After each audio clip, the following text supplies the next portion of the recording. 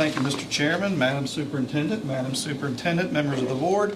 Thank you for entertaining me for a few minutes this evening to let me provide you with an annual update from Jackson River Technical Center. I'll start at the end of last year. JRTC awarded 55 certificates in all programs to the class of 2025 graduates.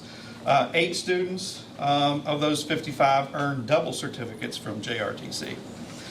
As of today, JRTC is anticipating an enrollment of approximately 312 students for the 25-26 school year. I say approximate because enrollments are still being adjusted during this first week of school period as we add students to programs who may have had a last-minute change of mind and want to come explore our trades.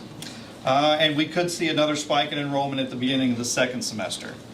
This year, we have seen a significant increase in the non-traditional student interest in male-dominated career paths, particularly in the areas of welding and automotive technology. As of today, we have 53 non-traditional students enrolled in programs at JRTC, with 22 female students who are currently or will participate in either welding or auto this year.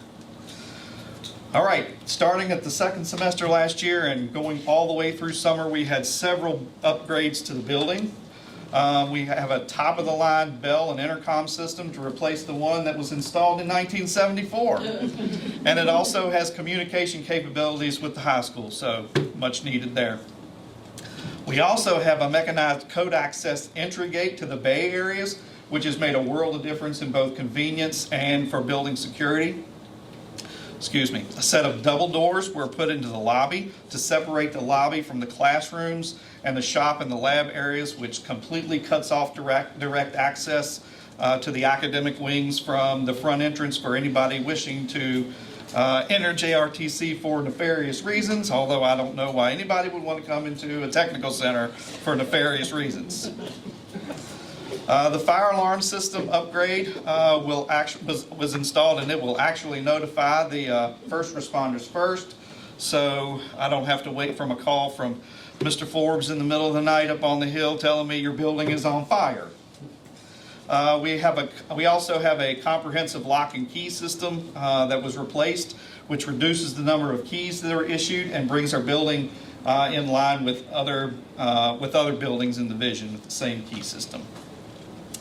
All right, I was here last month talking about the successful year that we had for CTSO competitions. Last month, you recognized students in our welding and nurse aid programs who advanced to the National Skills USA and HOSA competitions in June. State competitions in welding and clinical nursing. We also had state champions in welding and clinical nursing and third-place state finalists in carpentry. We're getting our money's worth from the anatomage table with students competing at the state and national levels of competition. And this summer, Ms. Cantrell and 2 of our former seniors were invited by Anatomage Incorporated to present at their annual conference in San Diego about how we integrate the table into instruction at the high school setting. So we're getting quite a bit of national attention. This spring, 11 seniors were inaugurated into the newly formed JRTC chapter of the National Technical Honor Society. This year we will consider juniors for membership as well, and we will hold our induction ceremony in the winter or early spring. All right, something I was real excited about was this was the pilot year. Last year was the pilot year for our CDL partnership with Mountain Gateway, which is first in the state, and we had the first 5 participants participate, and those 5 participants saved a collective total of $17,650 in tuition fees that we were able to give them that opportunity for. 3 of those have already earned their CDL licenses.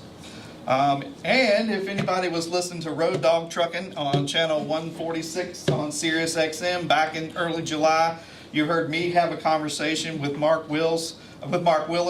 He is the host of Road Dog News, and who read about our program and thought it was great and wanted all of America to hear about it too. So that was an interesting conversation.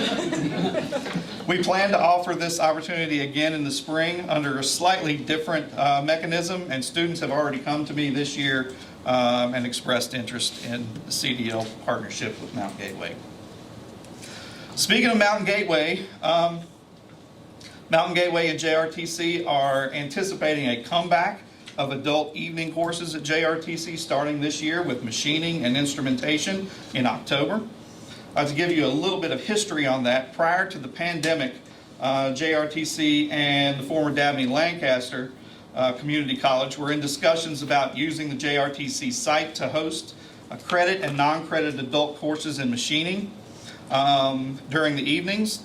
Dabney Lancaster replaced and upgraded all of the equipment to the latest technology in the machining lab, and then the pandemic hit, and those talks stalled. And then shortly after that, both my predecessor and at then Mountain Gateway, they retired. So Matt McGraw and I engaged in continued that conversation about a year ago.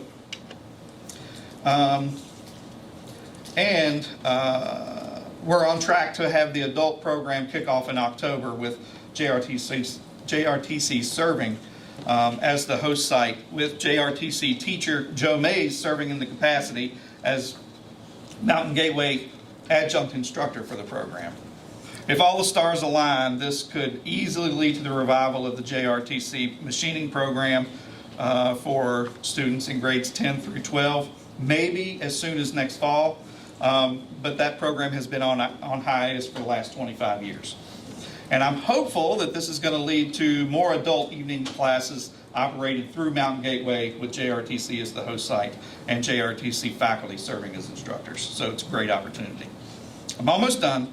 That was it, but news since you've gotten your board memo for this meeting. Joe Mays was recently granted an endorsement from the Virginia Department of Education to officially teach our drafting courses, which I told you about last year. That was the last hurdle that we had to jump through to implement the program. So fingers crossed, starting next year, we hope to welcome our first year of drafting 1 students, while we will continue the drawing and design courses for the following 2 years while we fully transition over. And I'm also putting in a plug for anybody listening out there in Uncle Jerry land, that our early childhood education program still has spots for 3- and 4-year-olds. They have to be 3 by Labor Day and not yet old enough for kindergarten. It's 3 days a week, $5 per day, and Culinary Arts provides them lunch every day. And last thing, there has been a need for additional funding allocated to JRTC in the next budget cycle in order to keep people in programs around. And I'll be resubmitting those requests and asking for those to be considered for inclusion in next year's budget. All right, I'm done, and I'll offer you the opportunity to ask me any questions that you have. Sure. Any questions for Mr. Yeah, I have one. That's the most I've ever heard you talk. How close is the capacity of high school kids? How much room do you have left? Could you take another 200 kids? It is possible, yes, we could take another 200 kids. Because I think vocational education is the way to go at this time point in life. Especially when you don't have to get out of college with a $100,000 debt. Cosmetology school's on the forward. Mr. Umstead, if you want to come and talk to me about cosmetology, We've talked to you. I know we could. You come on down. All right, thank you very much. Thank you. Great presentation. Certainly, thank you. Anybody else? All right. Thank you. See you again next year. Thank you.